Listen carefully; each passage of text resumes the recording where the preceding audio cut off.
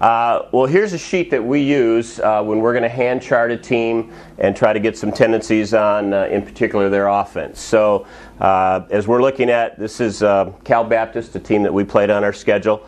And as we were watching videotape, if we wanted to hand chart, we were going rotation by rotation.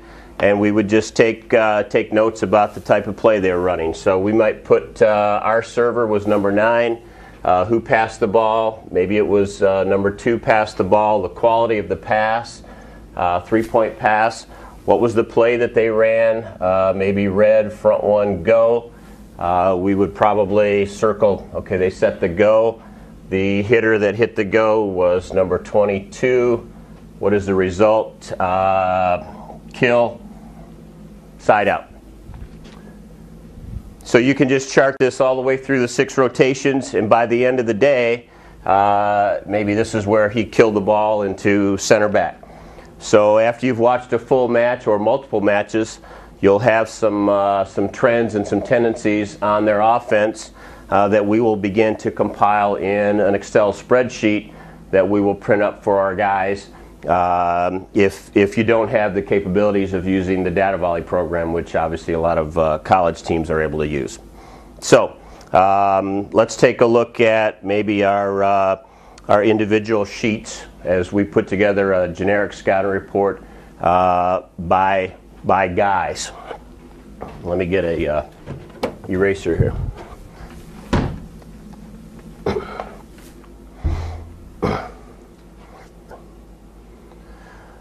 So we've taken all of our data that we've collected, and now we're looking at individual guys. And so we're going to take a sheet and create a Excel spreadsheet, and we're going to go guy by guy through their 6 players and talk about their individual tendencies.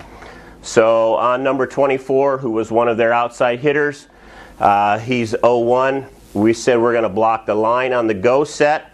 That he hits the ball down line from the 1 to the 6, and on the red we're going to block the 6 of the middle of the court.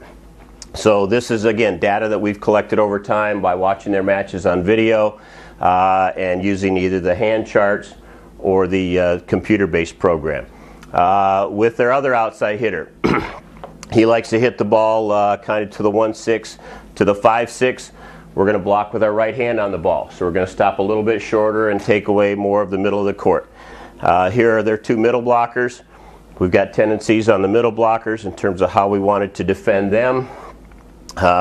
We were going to dig the chop shot behind, try to block the away from body shot, and be kind of in what we call a north-south position on their push, just basically head up. Christopher Johnson was one of their other middle hitters. He liked to cut the ball back, go kind of a cross body, and we wanted to be in a position to either block that or dig that. So we collected all of their data. Now if you can do multiple matches, if you can get multiple match data, and for us we can just pull that up off their website as they put their data up. We can find out percentage-wise how does their offense, who do they run their offense through. And we just kind of make a pie chart where number 24, who we looked at up here, is one of their outside hitters. He's receiving about 31% of the offense. Christopher Johnson, the middle, was about 20% of their offense. If my memory serves me correct, this was their opposite. Is that correct, Sean? He was only at about 16% of their offense. And what we saw as we scouted them, they rarely set the D ball in rows 4, 5, and 6. Most of his offense was all generated while he was a front row attacker. So we had a defense set up where we were bunched hard and we were literally kind of ignoring the D ball in rows 4, 5, and 6, and allowing them to set it if they wanted to. And just because he's a young player, they did not set the ball much in that zone. So again, we put together some data down here, kind of by sets, the go, the red, front 1, 31D, and BIC. And again, if you can read those numbers, 34% went to the go set, 20% to the red, the front 1 was 20%, the 31 was 10%, the D ball was only 9% of their offense, and the BIC over the top and center back was just 6% of their offense. So we really didn't have to game plan defending their back row attackers as much as we wanted to defend their left front attackers and their two middles. So that was kind of where we focused our attention on stopping those four guys, the two left side attackers and the two middle blockers. So then we take and we put together a rotation by rotation chart for our players, and we basically chart out their offense, their hitter tendencies within that rotation, and then we like to talk about what we're going to do defensively with our blockers. So as we're looking at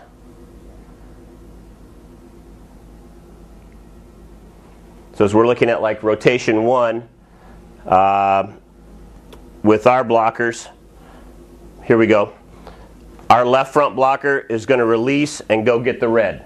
So he's not going to have any middle responsibility because most of the middle offense was in the 31 gap.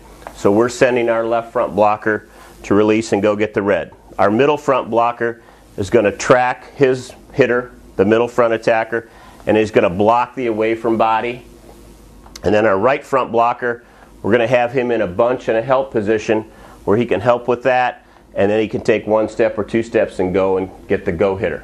So this is kind of how we had assigned our defense responsibilities versus their rotation 1. So we've kind of given each of our blockers a responsibility in terms of how we're going to defend them. And then what we will also do is probably talk about where we're going to start with our defensive guys in the back row. More than likely, we probably told our center back guy our left back guy was going to play here, make a move maybe off the line. Our center back guy, we're probably going to play him right of center, as that middle hitter likes to hit north-south. And our right back player was probably going to be in a good position there for any ball that might have gotten chopped. So as we just go through the 6 rotations again, now our left front blocker again, release and go get the red. Our middle front is going to track north-south, stay in front, make the middle hitter hit around us, and our right front is going to read and or release. And we've just gone through the 6 rotations, and it changes somewhat rotation by rotation with responsibilities for blockers. So again, and then as we get into a match and we start to track the data during the match, during a live situation, that will help us make any adjustments while a match is going on. What we needed to do as we played against Cal Baptist a month ago, number 23 hit a lot of balls into this zone, and we originally started with our right front digger was deeper. We basically moved him up almost to the 3-meter line and said he needed to be in a tighter position and he would have an opportunity to dig more balls. We found that over time, if we got him in a better position, we dug a lot of balls and prevented that middle hitter from scoring. So here's the data volley information that we were able to gain as we scouted one of their matches, or multiple matches. I don't recall if we had more than one match, but with the data volley program you can put in individually the sets and the hitters, and you can also chart their direction. So again, what we found is this is their opposite. The majority of his offense was when he was in the front row. I think that shows is at 96% front row attack, and he had basically 4 to 5% was his back row attack, hitting the D ball. So again, that's how we developed our game plan, where we were going to take our left front blocker, bunch hard here and help in this part of the court, particularly when he was back row, and not worry about him as a back row attacker. We were spending most of our time blocking this 2/3 of the court when he was back row, and we're just reacting to a D ball if they did choose to set it. And telling our back row guys, hey, we might be man down on the D ball on occasion, we just have to be in a good spot to possibly dig that ball.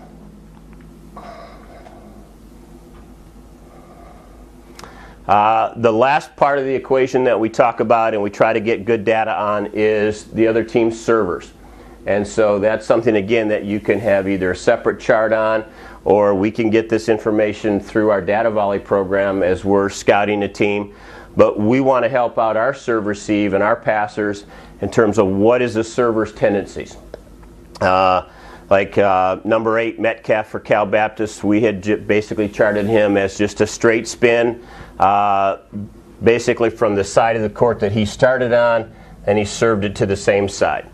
Here, the spin was kind of into these two zones, from the 5 to the 1-6. Here's a server, again, just basically straight ahead from where he starts to where the ball finishes. Here was a deep float serve. So it was deep here, or occasionally he might have dropped in a short serve into our zone 1 and target that position. Here was a server that started on this side and served the ball with a cut from our right to left. So, this is something where we're trying to help our passers make sure that by server, we're in a better spot to receive serve, and we're going to get a chance to run our offense at a little higher level. And again, as we play this team, our coaching staff will also chart them real time as the match is going on and see if any tendencies have changed in terms of how we had seen them on videotape.